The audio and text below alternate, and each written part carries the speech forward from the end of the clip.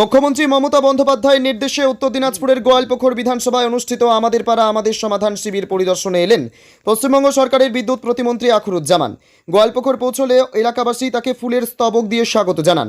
এই বিশেষ শিবিরে উপস্থিত ছিলেন গোয়ালপুকুর বিধানসভার বিধায়ক তথা রাজ্য সরকারের মন্ত্রী গোলাম রাব্বানী সহ প্রশাসনিক কর্তারা।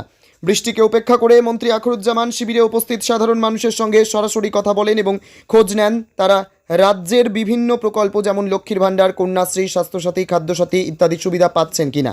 পাশাপাশি তিনি শিবিরের নানান স্টল ঘুরে দেখেন। এদিন তিনি বলেন, মুখ্যমন্ত্রী মমতা বন্দ্যোপাধ্যায়ের স্বপ্নের এই প্রকল্প সারা দেশের মধ্যে অনন্য। রাজ্যে প্রায় ৮০,০০০ বুথের মানুষ এই প্রকল্পের মাধ্যমে ১০ লক্ষ টাকা করে পাবেন।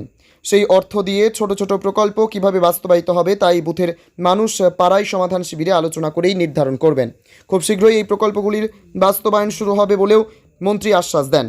রাজ্যের উন্নয়নমূলক প্রকল্পগুলির সুবিধা তাদের পাচ্ছেন কিনা তা খতিয়ে দেখছেন। এর ফলে গ্রামবাসীরা অনেক স্বচ্ছ ধারণা পেয়েছেন। শিবিরে মন্ত্রীকে পেয়ে খুশি সাধারণ মানুষও। তাদের দাবি, সরাসরি আলোচনার মধ্য দিয়ে সমস্যার সমাধান পাওয়া অনেক সহজ হয়ে যাচ্ছে। ব্যুরো রিপোর্ট, এসটিভি নিউজ, সময়ের সাথে সত্যের সন্ধানে।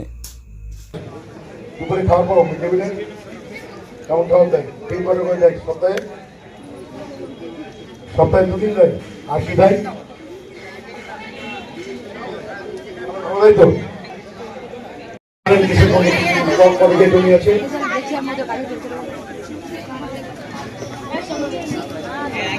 যাদের এক একর জমি আছে, আমি আবার বলি এক একর জমি মানে এই গণশিবিরের সামনে থেকে আপনারা এসছেন।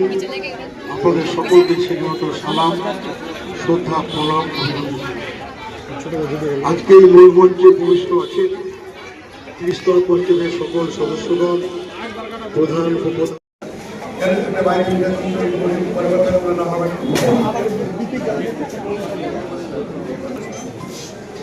মানে যারা গাই চাষ করবে দুধের জন্য তাদেরকে লোন দেবে। এখানে যারা নির্দেশের বিভাগটা আছে তাদের